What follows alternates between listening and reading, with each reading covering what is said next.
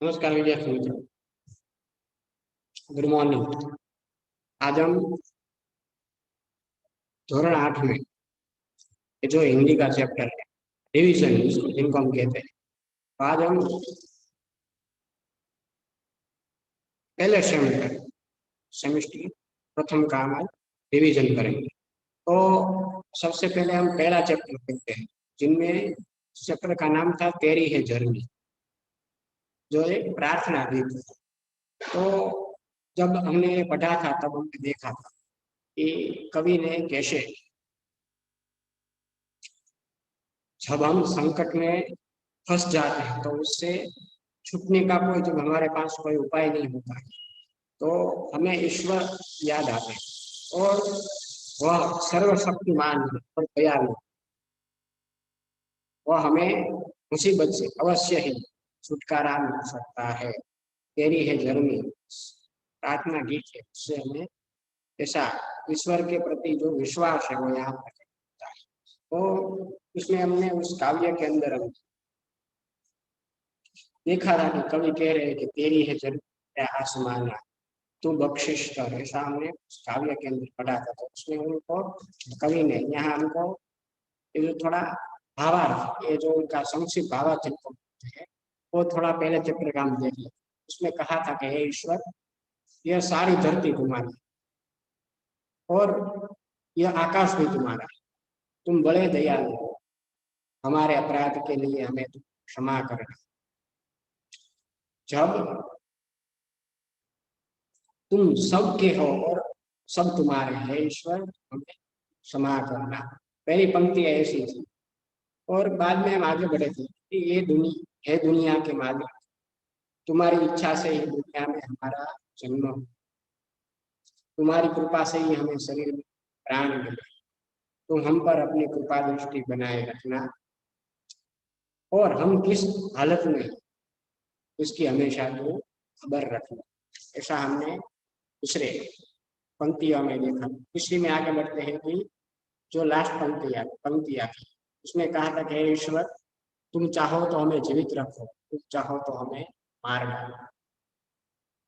आज हम सब तुम्हारे आगे सिर झुका कर, हम तुम्हारी शरण में ही है सर्वशक्तिमान। तुम चाहो तो हम पर आई हर आफत को दूर हो, तुम चाहो तो हमें हर आफत से दूर कर सकते। ऐसा हमने उसमें भावार्थ देखा था। तो पहले ये जो है प्रश्न है उनके बारे में थोड़ी हम चर्चा कर लेते हैं। उसमें पहला प्रश्न है कि आपके मत से सृष्टि पर सर्वोपरि कौन है, क्यों? तो उसका जवाब हमें काव्य से मिलता है कि मेरे मत से सृष्टि में ईश्वर ही सर्वोपरि है, क्योंकि वह सर्वशक्तिमान है। हम जिसे बचाना चाहे उसे हम, वह जिसे ईश्वर जिसे भी बचाना चाहे उसे कोई मार नहीं सकता और जिसे मारना चाहे उसे बचा नहीं सकता। शायद का उत्तर है। आगे बढ़ते हैं दूसरे प्रश्न की ओर कि आप भगवान से क्या प्रार्थना। तो इसके जवाब के बारे में हम सुने तो हमें, आप भगवान के बारे में, यहाँ प्रश्न बताया गया है कि आप भगवान के बारे में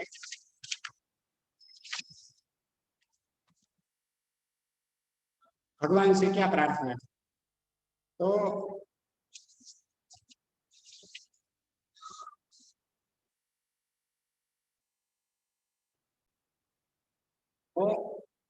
आप ईश्वर से क्या प्रार्थना करते हैं कि मैं सुबह उठता हूँ तो तब और रात को सोने के समय तक हे ईश्वर की मैं प्रार्थना करता हूँ कि यह समय मुझे प्रार्थना के लिए रखता है।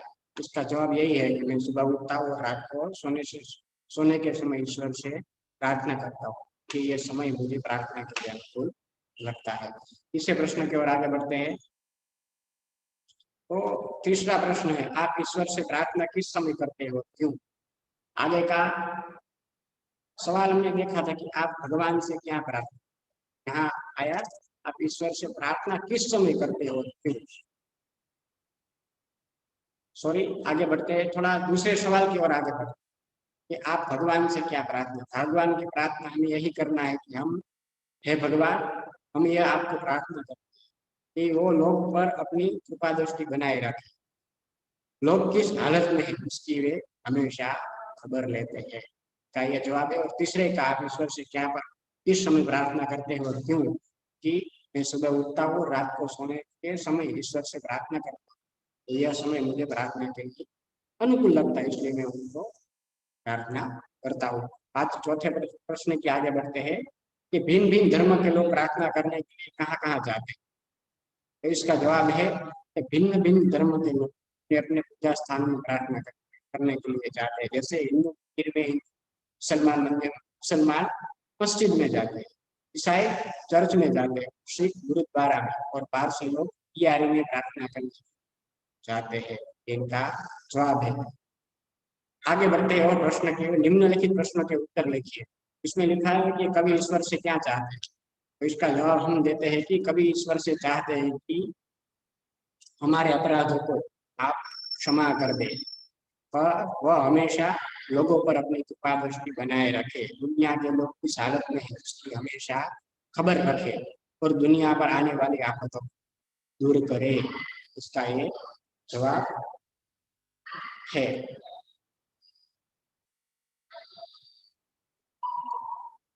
आगे बढ़ते हैं। दूसरा प्रश्न है, तू अपनी नजर हम पर रखना, ऐसा कवि क्यों कहते हैं? क्योंकि ईश्वर की इच्छा से ही दुनिया में हमारा जन्म हुआ है, और उसी की कृपा से हमें यह शरीर और ये प्राण मिले। हमारा जीवन उसी के भरोसे है, क्योंकि वही हमारा रखवाला है। इसलिए कभी ईश्वर से हम पर अपनी नजर कृपा दृष्टि बनाए रखने के लिए कहते हैं। इस तीसरे प्रश्न की ओर आगे बढ़ते हैं। कभी किसे सबसे ताकत वाला मानते? क्यों? कभी ईश्वर को ही सबसे ताकत वाला मानते हैं। अब क्यों का जवाब हम देते हैं। क्योंकि ईश्वर सर्वशक्तिमान है, वह सब कुछ कर सकता है। वह जिसे चाहे उसे जीवन दे सकता है, और जिसे चाहे उसे उसका जीवन ले भी सकता है। वह हर आफत को दूर करने में समर्थ है। इसलिए कभी ईश्वर को सबसे ताकत वाला मानते हैं। इसका ये जवाब है। आगे बढ़ते हैं। कभी खुद से क्या कहना चाहते हैं। कभी खुद से यह कहना चाहते हैं कि वह सर्वशक्तिमान और दयालु है। कौन? ईश्वर। और हम सभी लोग ईश्वर के सामने सिर झुकाकर खड़े हैं, और वह सब हम पर अपनी कृपा दृष्टि बनाए रखे और हम पर आई विपत्तियों को दूर करता है। ये हमने पहले पाठ किया, थोड़ा पहले काव्य का रिविजन किया। आगे बढ़ते हैं दूसरे की ओर। तो दूसरे चैप्टर का नाम था, हमने आगे लिखा था जब हम पहले सेमिस्टर में पढ़ रहे थे, तो उसका नाम था ईदगाही, जो एक कहानी है। और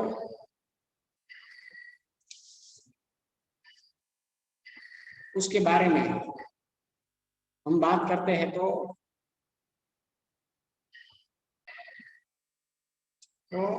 ये ईदगाही जो इनका जो इकाई है, उनका साहित्य प्रकार और कहानी है। आपको ऐसा प्रश्न भी पूछ सकते हैं कि इकाई जो ईदगाह है, इकाई का साहित्य सब प्रकार का वो कहानी है। तो हम पहले उसके प्रश्न के बारे में आगे बढ़े। उसमें बताया है कि ये पहला प्रश्न है, नीचे के प्रश्न के उत्तर दीजिए। तो वो जो हमने ईदगाह है, जो हमने देखा था, तो उसका उनमें हमने देखा था कि जिनके लेखक का नाम था प्रेमचंद, जो एक महान लेखक थे, और साधारण आदमी के सुख दुख का उन्हें गहरा अनुभव था, और वे मानव मन के कुशल चितेरे थे। ईदगाह है उनका जो ये पाठ, ये जो कहानी है, उनका श्रेष्ठ कहानी में से एक। और इस कहानी में एक गरीब बालक प्रतिभा और उसके त्याग और उसकी व्यवहारिक बुद्धि का परिचय हमें मिलता है। तो हम पहले इनका रिवीजन कर लेते हैं। पहला प्रश्न है यहाँ, हामिद ने चिमटा क्यों खरीदा? जब हमने ये पढ़ रहे थे तो हमने देखा था कि जो हामिद नाम का जो लड़का है, वो उसकी अम्मा के साथ रह रहा है। तो यहाँ पहला प्रश्न है कि हामिद ने चिमटा क्यों खरीदा? तो इस प्रश्न के बारे में हम चर्चा करते हैं। तो हमें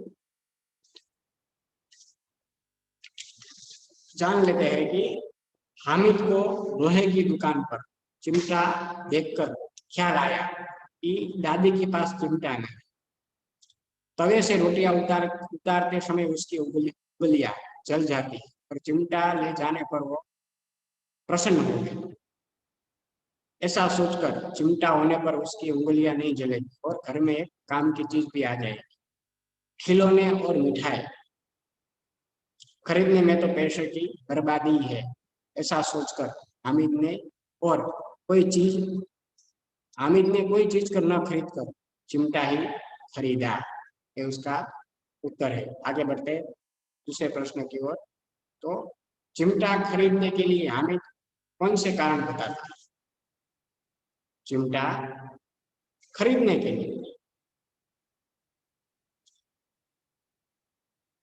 हामिद जो है, जो लड़का है, वो कौन सा कारण बताता है? तो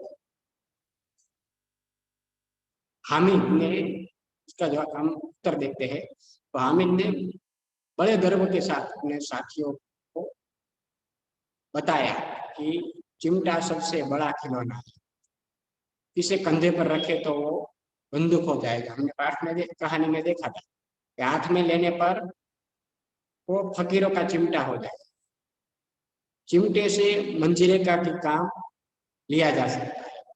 यदि वह एक चिमटा जमा दे तो सभी खिलौने की जान निकल जाए। उसका चिमटा तो बहादुर शेर, वह आग पानी में आंधी तूफान में बराबर डटा रहेगा। इस प्रकार हामिद ने चिमटा खरीदने के पीछे कई कारण बताए और उसकी सर्वोपरिता भी सिद्ध की। ये इनका जवाब है। आगे बढ़ते हैं। बूढ़ी अम्मा का क्रोध स्नेह में क्यों बदल गया? जो उनकी दादी अम्मा थी, तो जब वो चिमटा लेकर घर पर जाता है तो उनको की दादी को क्रोध आता है। तो प्रश्न है कि बूढ़ी अम्मा का क्रोध स्नेह में क्यों बदल गया? हामिद ने जब उनका उत्तर सुनते हैं कि हामिद ने चिमटा लाने पर अम्मी को, उनकी दादी को, अम्मा को दुख हुआ और उसे हामिद की ना समझी पर क्रोध भी आया। हामिद ने दादी से कहा कि रोटियां पकाते समय तुम्हारी उंगलियां जल जाती थी, इसलिए मैं चिमटा लाया हूँ। यह सुनकर बूढ़ी अम्मा को क्रोध क्रोध स्नेह में बदल गया। हामिद के त्याग, सद्भाव और विवेक पर वह न्यौछावर हो गई। ये इनका जवाब है। आगे चौथे प्रश्न की ओर बढ़ते हैं। जब आप चिमटे के प्रयोग की तरह रुमाल के विविध प्रयोग बताइए। यहाँ एक प्रश्न बताया गया है कि जब आप कि चिमटे के प्रयोग की तरह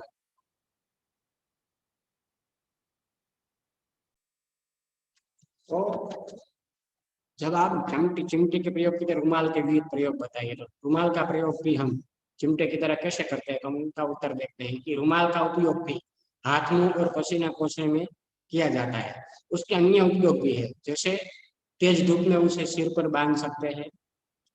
हल्की बारिश में वह भी कुछ हद तक सिर को भीगने से भी बचा सकता है। थैली न हो तो वह साग यानी कि सब्जी बांधने में काम आ सकता है। रुमाल के से जादू के कुछ प्रयोग भी किए जाते हैं, उनका जवाब है। आगे बढ़ते हैं प्रश्न की ओर। ठीक है, प्रश्न के उत्तर लिखे। दूसरे प्रश्न की ओर बढ़ते हैं। रोजे के दिन मुसलमान क्या करते हैं? तो हम उनका उत्तर सुनते हैं। तो कि सूर्योदय से सूर्यास्त तक कुछ भी न खाने का, अर्थात उपवास को रोजा कहते हैं। और रोजा मुसलमानों का एक मजहबी फर्ज है। रोजे के दिन मुसलमान क्या करते हैं हम देखिए। आगे दूसरा प्रश्न की ओर बढ़ते हैं कि रमजान ईद के दिन मुसलमान लोग कहाँ जाते हैं? रमजान ईद के दिन मुसलमान लोग कहाँ जाते हैं? तो रमजान ईद के दिन मुसलमान नमाज पढ़ने के लिए ईदगाह जाते हैं। तीसरा प्रश्न है कि दुकानों में कौन कौन से खिलौने मिल रहे थे? दुकानों में सिपाही, गुजरिया, राजा, वकील, बिस्ती, धोबी आदि मिट्टी के खिलौने मिल रहे थे। तो ये हमने दूसरा ईदगाह फिक्र देखा। अब आगे बढ़ते हैं। तो हमारा तीसरा चैप्टर है सुनीता विलियम्स, जो हमने अंतरिक्ष परी सुनीता विलियम्स, जो एक उनके जीवन के आधार पर एक कहानी थी, जो हमने आगे देखा था, तो उसके प्रश्न के बारे में हम थोड़ा चर्चा कर लेते हैं। तो यह पहला प्रश्न है कि नीचे के प्रश्न के उत्तर लिखिए। सुनीता ने कितने समय तक अंतरिक्ष में रहकर लौटी? पहला प्रश्न है कि सुनीता कितने समय तक अंतरिक्ष में रहकर वो वापस लौटी। तो उनका जवाब हम सुनते हैं कि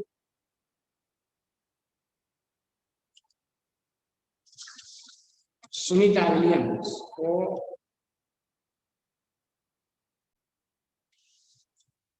सुनीता विलियम्स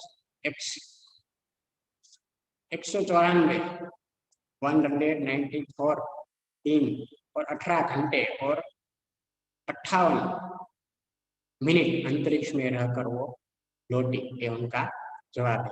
आगे दूसरा प्रश्न की ओर बढ़ते हैं। तो दूसरा प्रश्न है कि सुनीता ने अंतरिक्ष में कितने प्रकार के रिकॉर्ड बनाए?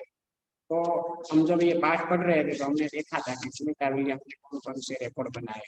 तो यहाँ हम उनका उत्तर सुनते हैं कि सुनीता ने अप्रैल 2007 में अंतरिक्ष में बोस्टन मैराथन में भाग लिया था और उसमें 4 घंटे और 24 मिनट में 42 किमी का सफर तय करके वह प्रथम स्थान पर गए। सुनीता से पहले सैनोन यूसिक नाम का जो एक अंतरिक्ष यात्री था, वो 188 दिन और 4 घंटे अंतरिक्ष में रहा था। सुनीता ने अंतरिक्ष में उसे 6 दिन 14 घंटे अधिक समय तक रहकर यूसिक का रिकॉर्ड भी तोड़ा। इसी प्रकार 29 घंटे 70 मिनट तक स्पेस वॉक करके उसने नया रिकॉर्ड बनाया। इस तरह सुनीता ने अंतरिक्ष में अनेक प्रकार के रिकॉर्ड बनाए। ये उनका जवाब है। आगे तीसरे पढ़ते हैं कि अंतरिक्ष में परी सुनीता विलियम्स के अलावा हमारे देश के अंतरिक्ष यात्री कौन कौन है? तो अंतरिक्ष परी सुनीता विलियम्स के अलावा हमारे देश के अंतरिक्ष यात्री में राकेश शर्मा, कल्पना चावला है। आगे चौथा प्रश्न पढ़ते हैं कि हमें किस बात का गर्व है? हमें किस बात का गर्व है? तो कि सुनीता विलियम्स जो है वो उनकी यहाँ बात हो रही है। ये प्रश्न उनके विषय में ही पूछा गया कि तो सुनीता विलियम्स वो भारतीय नागरिक नहीं है, परंतु वो उसका मूल वो गुजरात में जुड़ा है। उसके इनके पिता दीपक भाई पंड्या, जिनका जन्म गुजरात में हुआ और उन्होंने अपना आधा जीवन गुजरात में बिताया और यहाँ वे एक सफल डॉक्टर के रूप में रहे। सन 1960 में वे हमेशा के लिए अमेरिका चले गए। वहां उन्होंने युगोस्लाविया की कुशबाई गोनी नामक युवती से शादी की और उनकी 3 संतानों में सुनीता सबसे छोटी है। इसी प्रकार गुजराती मूल होने के कारण सुनीता विलियम्स भारतीय है। इसी तरह सुनीता के भारतीय होने पर हमें गर्व है, ये उनका जवाब है। और आगे बढ़ते हैं कि सुनीता ने अपने सपने कैसे साकार किए?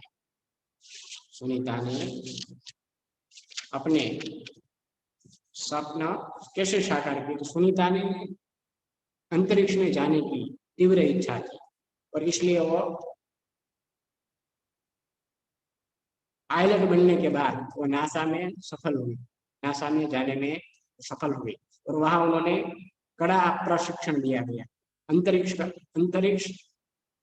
कार्यक्रम तथा कार्यक्रम यान अंतरिक्ष यान आदि के बारे में जानकारी पाने के लिए उन्हें रूस में रहना पड़ा।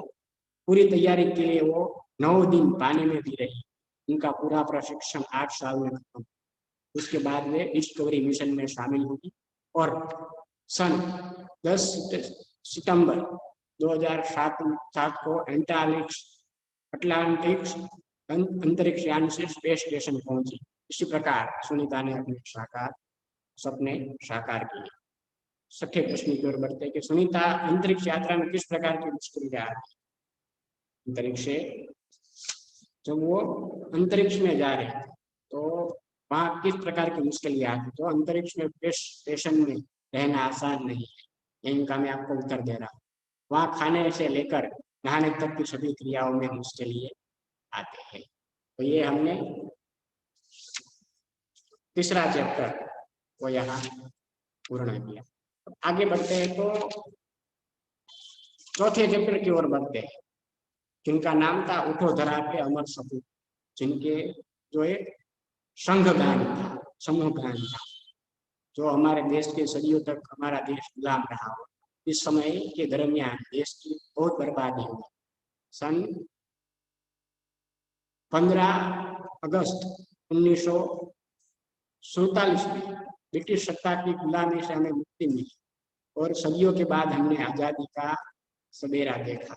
और यह कविता उसी समय रचना की है, इससे हमें कवि ने हमें देश के सपूतों से देश का नवनिर्माण करने के लिए कहा गया है। तो यहाँ थोड़ा प्रश्न हमारे सामने रखा गया है। पहले प्रश्न का देख लेते हैं कि पहला प्रश्न है कि कवि माहेश्वरी जी धरा के अमर सपूतों के से क्या चाहते हैं कि सदियों की गुलामी के बाद हमारे देश को स्वतंत्रता मिली और कवि चाहते हैं कि देश के युवक स्वतंत्रता के बाद देश का नवनिर्माण करें, वे लोगों के जीवन में नया उत्साह भरे, उनके नए प्राणों का संचार करें, युग युग के मुरझाए हुए फूलों को नई मुस्कान दें, अपने मंगलमय वाणी से संसार रूपी उद्यान को कुंजित करें। वे तरह तरह का ज्ञान प्राप्त करें तरह तरह का ज्ञान प्राप्त कर देश का भविष्य उज्जवल बनाए। इसी प्रकार कवि माहेश्वरी ने धरा के शब्दों से अनेक अपेक्षाएं रखते हैं। तीसरा प्रश्न की ओर बढ़ते, कवि नई मुस्कान कहाँ देखना चाहते हैं? कवि नई मुस्कान दिलों के फूल स्वतंत्रता के प्रकाश में खिल। हमारे देश सदियों तक गुलामी के अंधेरे में रहा, हमने काव्य में देखा था, और विदेशी शासक यहाँ के लोगों पर अत्याचार करते रहे। अन्याय और तरह तरह का शोषण सहते सहते लोग अपना स्वाभिमान खो बैठे थे। उनके दिलों में उदासी छा गई। कवि की इच्छा है कि ऐसे मुर्दा दिलों में फिर से नए जीवन का संचार हो। इसी प्रकार कवि युग युग से लोगों के मुरझाए हुए हृदय के सुमनों पर नई मुस्कान देखना चाहते हैं। तीसरा प्रश्न की ओर बढ़ते हैं, देश के नवनिर्माण के लिए आप क्या क्या करना चाहते हैं? देश के नए नवनिर्माण के लिए आप क्या क्या करना चाहेंगे? तो देश के नवनिर्माण का कार्य करने के लिए अपना प्रश्न का उत्तर देते कि मैं अपना कर्तव्य समझता हूँ। उसके लिए हमें मोहल्लों में एक मित्र मंडल स्थापना करूंगा। इस मंडल के माध्यम से साक्षरता का प्रसार किया जाएगा। निर्धन परिवारों को, विद्यार्थियों को पाठ्य पुस्तक दी जाएगी। हम अपने मोहल्ले में एक वाचनालय खोले, यहाँ बैठकर लोग अखबार पढ़ सकते। मंडल की तरफ से वृक्षारोपण किया जाएगा और समय समय पर आरोग्य शिविर लगाए जाएंगे।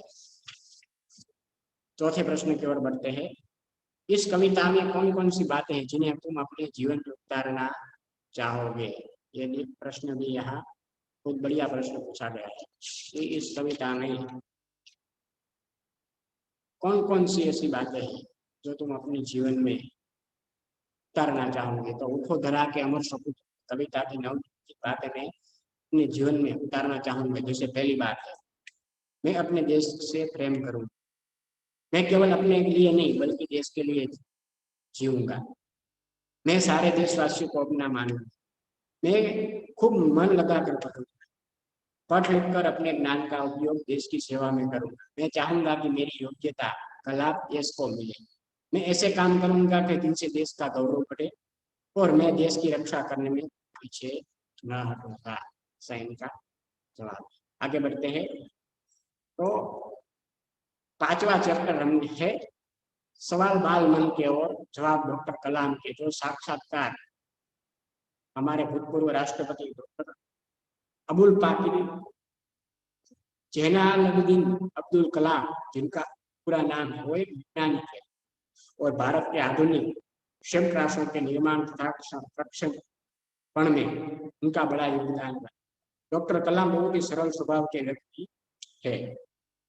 बच्चों से उन्हें बड़ा लगाव है। इस पाठ में बच्चों ने उनसे विविध विषय प्रश्न पूछे और उनका कला ने जो जवाब दिया तो हमने चैप्टर देखा था।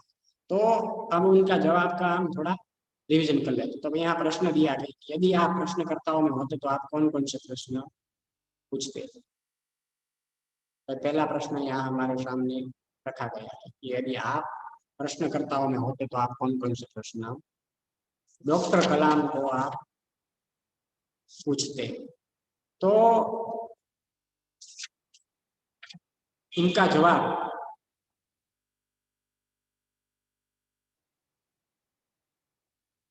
देते हैं हम कि यदि मैं प्रश्नकर्ताओं में होता तो डॉक्टर कलाम से मैं कैसा प्रश्न पूछता कि देश में सब संसाधन सुलभ होने पर भी अभी तक हम विकसित राष्ट्र के श्रेणी में नहीं आए।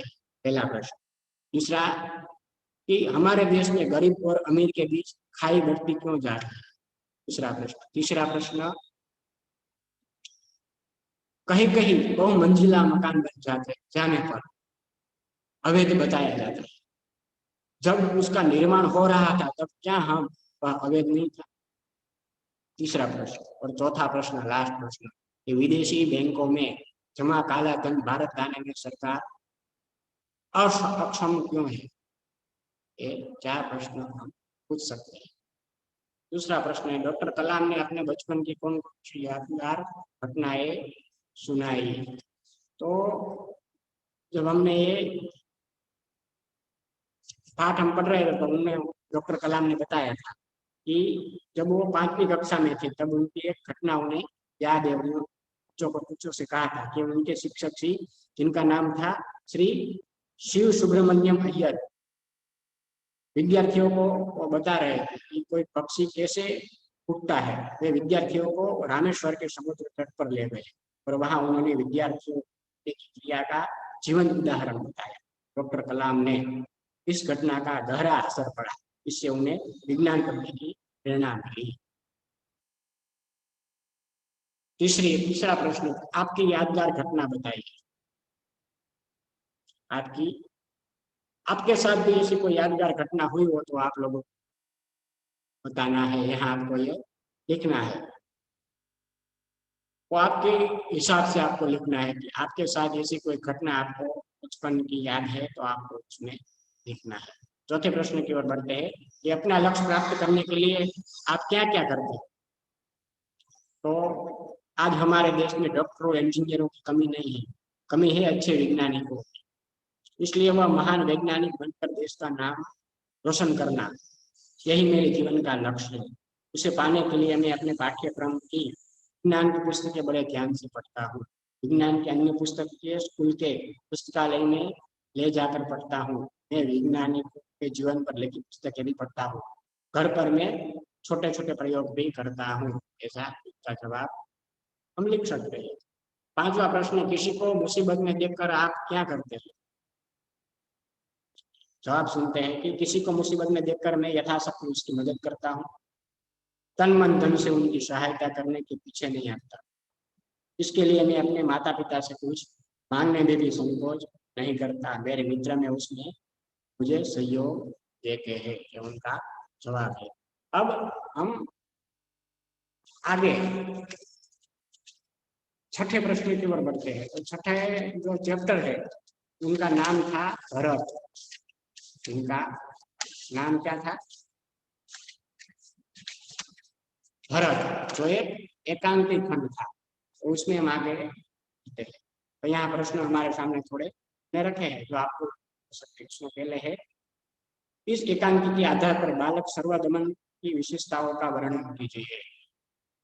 जो हमने भरत नाम का जो चैप्टर देखा था, जो संस्कृत भाषा के महाकवि कालिदास ने लिखा हुआ अभिज्ञान शाकुंतलम, जो एक प्रसिद्ध नाटक है, उसमें राजा लक्ष्मण से जो उसका हिंदी में अनुवाद यहाँ किया गया है, जो भरत है जो, और यह उसका एक अंश भी है, जहाँ बालक भरत, जिनका नाम सर्वदमन है, जो सिंह के बच्चे के साथ खेल रहा और छिप कर खड़े राजा दुष्यंत उसे बड़े चाव से देख रहे, और बाद में पता चलता है कि भरत का पुत्र है। तो यहाँ पहला प्रश्न है कि इस एकांकी के आधार पर बालक सर्वदमन की विशेषताओं का आप वर्णन कीजिए। तो हम वर्णन करते हैं थोड़ा सर्वदमन का, कि सर्वदमन सुंदर, स्वस्थ और आकर्षक बालक है। उसका मुख अग्नि के समान दमक रहा है। उसका साहसी और निर्भय स्वभाव देखकर आश्चर्य होता है। सिंह शावक के साथ खेलने में वो जरा भी नहीं डरता। शावक की माँ सिंह का भी उसे भय नहीं है। वह इतना हठी है कि तपस्वियों के समझाने पर उस पर कोई असर नहीं होता। उसके साथ चक्रवर्ती सम्राट के लक्षण है। उसके हाथ में चक्रवर्ती सम्राट के लक्षण है, जिसे खिलौनों से स्वाभाविक लगता है। इनका जवाब है। दूसरा प्रश्न है, सर्वदमन के व्यवहारों को देखकर दुष्यंत के मन में कौन कौन से विचार आते थे? वो हमने इस चैप्टर जो हम देख रहे थे, वो हमने देखा था कि सर्वदमन के व्यवहारों को देखकर दुष्यंत के मन में कौन कौन से विचार आते? उत्तर देखते हैं कि सर्वदमन का साहस, निर्भयता और बाल हठ देख दुष्यंत बहुत आनंदित होते हैं। उनके मन में सर्वदमन के प्रति प्रेम पण आता है। सर्वदमन के मुख पर अग्नि जैसी दमक देखकर उन्हें आश्चर्य होता है। उन्हें लगता है कि वह निश्चय ही किसी तेजस्वी वीर का पुत्र है। बालक के आंख में चक्रवर्तियों के जैसे लक्षण और उसकी कमल जैसी हथेली देखकर वे आनंद और आश्चर्य में डूब जाते हैं। सर्वदमन के हाथ से शीशावक छुड़ाते समय वे बालक के हाथ का स्पर्श कर अत्यंत सुख का अनुभव करते हैं। वे सोचते हैं कि उन्हें इतना सुख होता है कि भाग्यवान का जिस भाग्यवान का यह बेटा है, उसे कितना सुख। इस प्रकार सर्वदमन के व्यवहारों को देखकर दुष्यंत के मन में तरह तरह के विचार आते हैं। आगे हम 8वां चैप्टर देखते हैं। तो इनका नाम था, एक कहानी थी, जो महाकाव्य, एक कहानी, जो एक कविता थी। उसके बारे में हम सुना था कि हमारे देश में कई धर्म प्रचलित है, उनमें एक बौद्ध धर्म भी है। इस धर्म के प्रवर्तक गौतम बुद्ध जो जीव दया को बहुत महत्व देते हैं। इस कविता में उन्हीं जीवन की घटना का संवाद इस शैली में प्रस्तुत किया गया है। यह संवाद सिद्धार्थ की पत्नी यशोधरा और पुत्र राम के बीच होता है, और सिद्धार्थ ही आगे चलकर बुद्ध कहलाते हैं। उनके आधार पर यह कहानी है। तो यहाँ प्रश्न हम देख लेते हैं पहले कि राहुल के पिताजी कहाँ भ्रमण कर रहे हैं। अब पहला प्रश्न है, राहुल के पिताजी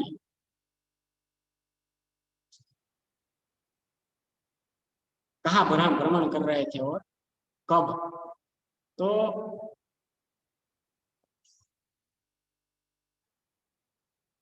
राहुल के पिताजी बड़े सवेरे बगीचे में भ्रमण करते थे, ये उनका जवाब है। आखेटक ने राहुल के पिताजी से क्या मांगा? आखेटक ने राहुल के पिताजी से क्या मांगा? आखेटक ने राहुल के पिताजी से अपना शिकार मांगा। तीसरा प्रश्न देखते हैं, वन की शोभा कैसी थी? वन की, जो उनके पिताजी जहाँ भ्रमण कर रहे थे, उसका यहाँ जवाब है कि उपवन की शोभा कैसी थी? उपवन में तरह तरह के रंग वाले फूल खिले थे।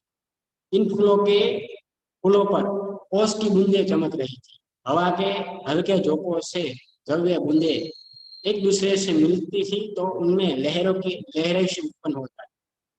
फूलों की सुगंध और सारे उपवन में फैली हुई थी। पेड़ों पर बैठे पक्षी कल कल स्वर में गा रहे थे। इसी प्रकार सुबह के समय वन की शोभा अत्यंत मनोहर थी। चौथे प्रश्न की बढ़ते हैं कि माँ से कहानी सुनकर पुत्र ने क्या निर्णय सुनाया? माँ से कहानी सुनकर क्या निर्णय सुनाया? पुत्र छोटा था पर बुद्धिमान था। माँ से कहानी सुनकर उस पक्षी के प्रति सहानुभूति उत्पन्न हुई। उसने कहा कि यदि कोई पक्षी निर्दोष को मारे, दूसरा उसे क्यों न बचाए? न्याय में दया की भावना होनी चाहिए। इसलिए रक्षक बचाने वाला और हमारे भक्षक यानी कि मारने वाले से बड़ा होता है। ये उन्हें अपना निर्णय सुनाया। तो 5वां प्रश्न है, प्रस्तुत कथा काव्य का सार लिखिए। ये प्रश्न बहुत बड़ा प्रश्न है, जिनके अंदर पूरे चैप्टर का सार आ जाता है। तो हम पहले देख लेते हैं कि ये प्रस्तुत कथा राजकुमार सिद्धार्थ तप करने के लिए घर बार छोड़कर वन में चले गए थे, और उनकी पत्नी का नाम यशोधरा था, और राहुल उनका पुत्र था। एक दिन नन्हे राहुल ने माँ से एक कहानी सुनाने का आग्रह किया। तब वह यशोधरा ने उस सिद्धार्थ की बचपन की एक घटना सुनाई। एक सुबह सिद्धार्थ बगीचे में टहल रहे थे। अचानक बाण से घायल एक हंस उनके पास आकर गिरा। सिद्धार्थ ने उसे उठाया। जरूरी उपचार कर उन्होंने हंस को बचा लिया। थोड़ी देर में हंस को घायल करने वाला शिकारी भी वहां आ पहुंचा। उसने राजकुमार सिद्धार्थ से अपना शिकार मांगा। सिद्धार्थ ने उसे हंस देने से साफ इनकार कर दिया। शिकारी बोला, यह हंस मेरे बाण से घायल हुआ है, इसलिए यह मेरा है। सिद्धार्थ ने कहा कि मैंने उसे बचाया है, इसलिए हंस पर मेरा पहले अधिकार है। दोनों में हंस को लेकर विवाद छिड़ गया, और अंत में मामला न्यायालय में पहुंचा। यशोधरा ने राहुल को इतनी अच्छी कहानी सुनाकर राहुल से कहा, तू बता कि घायल हंस पर किसका अधिकार होना चाहिए। राहुल ने कहा, इस मामले में न्याय दया के पक्ष में होना चाहिए। जिसने घायल हंस को बचाया उसी को हंस मिलना चाहिए, क्योंकि बचाने वाला मारने वाले से बड़ा होता है। माँ ने बेटे की प्रशंसा करते हुए कहा कि तूने कहानी सुनी ही नहीं, पर उस पर विचार भी किया। तुझसे ऐसे ही न्याय की अपेक्षा थी। ये इस प्रस्तुत कथा का सार है। अब हम रिवीजन के बाद थोड़ा यहाँ जो आपको एग्जाम के बारे में, आप कल एग्जाम है, जो आपको थोड़ा उनके बारे में सुना लेंगे। यहाँ पहला प्रश्न है जो आपको ग्रामर के हिसाब से पूछे जाए, तो पहले थोड़ा उनके बारे में थोड़ी चर्चा कर लेते हैं। यहाँ दूसरा प्रश्न है कि रेखांकित पदों को वचन बदलकर वाक्यों में दोबारा लिखिए। तो उसमें आप लोगों को क्या करना है देख लेते हैं। तो यहाँ आप लोगों को रेखांकित शब्दों के वचन बदलकर वाक्यों में दोबारा आपको लिखना है। तो यहाँ पहला वाक्य है, लड़की ने नई सलवार पहनी है। लड़की ने नई सलवार पहनी है। तो इनका ये जो रेखांकित पद है, जैसे पहले वाक्य में लड़की और सलवार दोनों का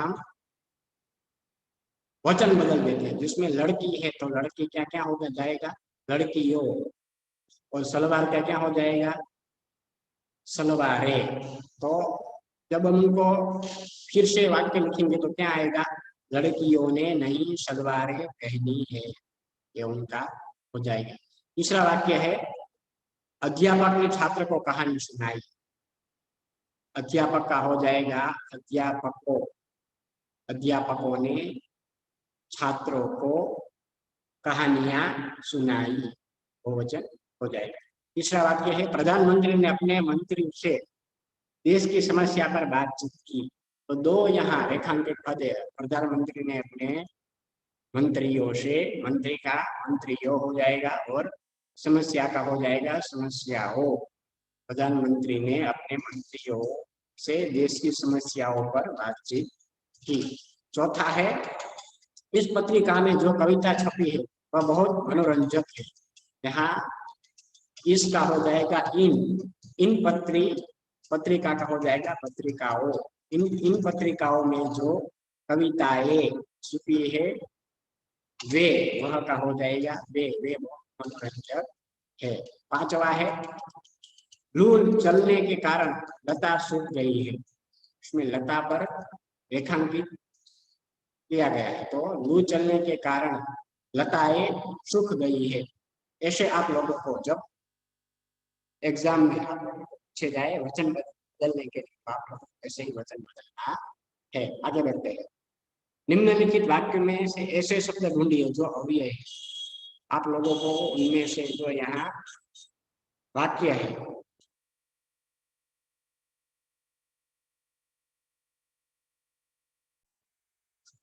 तो पहले हम यहाँ के जो प्रश्न है उनके अव्यय, आपको ये भी प्रश्न पूछा जा सकता है, अव्यय पहचान कर लीजिए। तो अव्यय आपको पहचानना कैसे है, तो हम पहले वाक्य देख लेते हैं। पहला है उमंग और स्मित घर चले गए।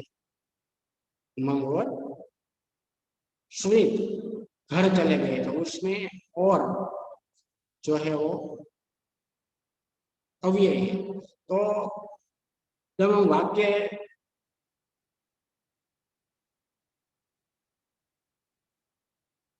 लिखते हैं तो यहाँ पहले वाक्य के अंदर और है वो अव्यय है, दूसरे वाक्य के अंदर तुम्हें अपने जन्मदिन पर कैमरा चाहिए या मोबाइल, उसमें या है वो अव्यय है।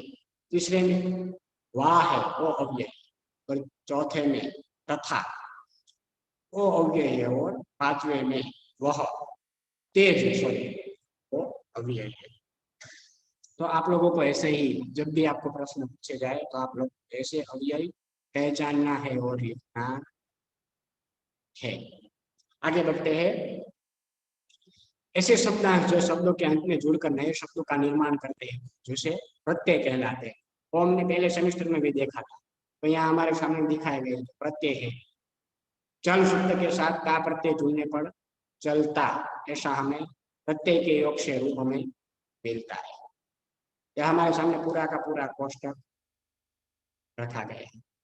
खा से या जुड़ने से खाया, सुन से कर प्रत्यय लगाने से सुनकर, पढ़ने से आई लगाने से बढ़ाई, खेल से ओना लगाने से खिलौना, गाड़ी को वाला लगाने से गाड़ी वाला, से आ प्रत्यय लगाने से भूखा, लड़का से पन प्रत्यय लगाने से लड़कपन, इंसान के साथ ईय प्रत्यय लगाने से इंसानियत, खाट से ईया प्रत्यय लगाने से खटिया, बल से साली प्रत्यय लगाने से बलशाली, झगड़ा के साथ शब्द के साथ आलू प्रत्यय लगाने से झगड़ालू, बाबू शब्द के साथ आइन प्रत्यय लगाने से बबुआइन, शेर के साथ नी प्रत्यय लगाने से शेरनी, और भीख के साथ भारी प्रत्यय लगाने से भिखारी, ऐसे शब्द मिलते हैं। ये भी आपको पूछा जाए तो आप लोग कैसे प्रत्यय लगाना है। आगे बढ़ते हैं।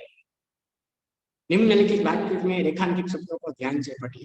एक वचन और बहुवचन, आपको अगर ऐसा प्रश्न पूछा जाए कि वचन बदल कर वाक्य फिर से लिखे तो आप लोग को कैसे लिखना है। उसमें पहला है एक वचन, मैं कल गांव जाऊंगा। एक वचन में जब आपको वाक्य बदलना है तो आप लोग क्या करेंगे, वचन बदलना है। तो मैं कल गांव जाऊंगा, तो हमने जो वचन बदल दे तो हम मैं का हम हो जाएगा। मैं एक वचन है और हम है वचन, हम कल गांव जाएंगे। मेरी किताब कहाँ है, यहाँ मेरी है वो एक वचन में है, वहाँ हमारी हो जाएगा, हमारी किताबें कहाँ है। जो आप इस वाक्य में बदलेंगे वो बहुवचन में, सब एक वचन में जो है सब यहाँ किताबें तो किताबें हो जाएगी। कर्ता और कर्म दोनों का वचन बदल जाएगा। तीसरा वाक्य, उसे कल बुखार था, उसे का हमने उन्हें कर दिया, उन्हें कल बुखार था। यह कौन है, यह का हमने एक वचन में है, उन्हें हमने वे कर दिया, ये कर दिया, ये कौन है। तुझे क्या चाहिए, एक वचन है बहुवचन कर दिया, तुम्हें क्या चाहिए। ऐसे आप लोगों को जब भी आप लोग वचन बदल कर वाक्य फिर से लिखा पूछे जाए तो आप लोगों को कैसे बदलना है। अब लिंग परिवर्तन के बारे में थोड़ा सुन लेते हैं। तो यहाँ पुल्लिंग और स्त्रीलिंग के बारे में हम थोड़ा देख लेते हैं। तो सुत और सुता, पुल्लिंग है सुत और सुता स्त्रीलिंग है। वैसे ही प्रिय पुल्लिंग है, प्रिया स्त्रीलिंग है। भवतीय पुल्लिंग है, भवतीया स्त्रीलिंग है। छात्र पुल्लिंग है, छात्रा स्त्रीलिंग है। आचार्य और पुल्लिंग है तो और आचार्या स्त्रीलिंग है। शिष्य पुल्लिंग है और शिष्या स्त्रीलिंग है। टोकरा, पुल्लिंग के शब्द के अंत में आ प्रत्यय जोड़ने से स्त्रीलिंग शब्द बनता है, वो आप लोगों को याद रखना है थोड़ा। टोकरा टोकरी, मटका मटकी, दास दासी, कटोरा कटोरी, सखा सखी, रस्सा हो रस्सी। इस शब्द आप लोगों को लिंग बदल कर, जब ऐसा प्रश्न पूछे जाए आप लोगों को लिंग बदल कर वाक्य फिर से लिखिए तो आप लोगों को ऐसे बदलना है। आगे बढ़ते हैं। मुहावरे के बारे में थोड़ा पढ़ लेते हैं कि आप लोगों को जो यहाँ दिया गया है उसमें से कोई मुहावरा आपको आ सकता है। तो यहाँ पहले मुहावरा है जिनको रूढ़ि प्रयोग गुजराती में कह सकते हैं। तो यहाँ पहला है दिल कचोटना, यानी कि कुछ न पाने पर दुख होना। दूसरा है बेड़ा पार लगाना, यानी कि किनारे ले जाना, यानी संकट से बचाना। गले मिलना, यानी प्रेम से भेजना। दिल बैठ जाना, यानी हताश या निराश होना। बाल वाका न होना, यानी जरा भी नुकसान न होना। सुर लोग सुधारना, यानी कि मर जाना। और छाती पीट लेना, यानी कि प्रकट करना। ऐसे जो यहाँ मुहावरा दिया गया है इसमें से आप लोगों को कोई भी मुहावरा पूछा जाएगा। समानार्थी विरोधार्थी सब लोगों को लिखने की जरूरत और आप लोगों को आता ही है, इसलिए इसमें उसके बारे में हम चर्चा नहीं करेंगे। तो ये रिवीजन लेक्चर में हमने जो यहाँ आप लोगों को पढ़ाया तो सब आप लोगों को एक बार कंठस्थ कर लेना है, उसमें से आप लोगों को पूछा जाएगा। और निबंध की बात करते हैं तो निबंध लेखन मैंने आप लोगों को असाइनमेंट दिया था तो मैंने उनमें भी आप लोगों को बताया था। उसमें पहला निबंध था, मैंने आप लोगों को जो भी ऑप्शन दिया था उसमें से एक निबंध आप लोगों को पूछा जाएगा। और इसके अलावा इसके तो आप लोगों को डॉक्टर अब्दुल कलाम 2020 का भारत और स्वच्छ भारत और महात्मा गांधी 4 निबंध आप लोगों को तैयार करने के लिए कहा, उसमें से कोई 2 पूछे जाएंगे और उसमें से आप लोगों को एक लिखना है। इसके अलावा अपूर्ण कहानी पूर्ण कीजिए, ऐसे भी प्रश्न आपको पूछे जाकर उसमें एक कहानी दी गई होगी, इसको आपको थोड़ी सी कहानी दी गई होगी, उसमें आप लोगों को पूर्ण करना है। और इसके अलावा परिच्छेद जो हिंदी में दिया गया होगा उसका उसमें आप लोगों को उसका ट्रांसलेट गुजराती में करना है। और रूपरेखा के आधार पर और एक प्रश्न रूपरेखा के आधार पर आप लोगों को कहानी भी लिखना है। यहाँ आपको मुद्दे यानी कि जो कहानी का जो स्टेप होता है वो आपको दिया गया होगा, हाँ उनमें से आप लोगों को एक कहानी बनाकर आप लोगों को लिखना है। उसके अलावा आप लोगों को परीक्षा में परिच्छेद कट कर प्रश्नों के उत्तर लिखिए, ऐसा प्रश्न पूछा जा सकता है। खाली जगह भी पूछी जा सकती है, जिसमें आप लोगों को 4 ऑप्शन दिए गए होंगे, उसमें से आप लोगों को एक ऑप्शन चुनकर उनका सही जवाब उनमें से चुनकर आप लोगों को लिखना है। तो ये आप लोगों का जो हिंदी के एग्जाम है उनका असाइनमेंट मैंने आप लोग असाइनमेंट के बारे में और उनके प्रश्नों के बारे में यहाँ हमने जो देखा उसके ऐसा आप लोगों को तैयार करना है और उसमें से आप लोग पूछा जाएगा। तो आज के लेक्चर में यहाँ तक का रखते हैं। ये जो आप आज लेक्चर में बताया वो आप लोगों को तैयार कर लेना है, इसमें से आप लोगों को परीक्षा में पूछे जाएगा। और जो पहला सेम में हमने जो पढ़ा था जिसमें से एग्जाम में पूछा जाने वाला है वो सब यहाँ मैंने आप लोगों को बताया। ये जो यहाँ बताया जो चैप्टर में हमने प्रश्न देखे उसमें से ही आप लोगों को परीक्षा में प्रश्न पूछे जाएंगे और आप लोगों को लिखना है।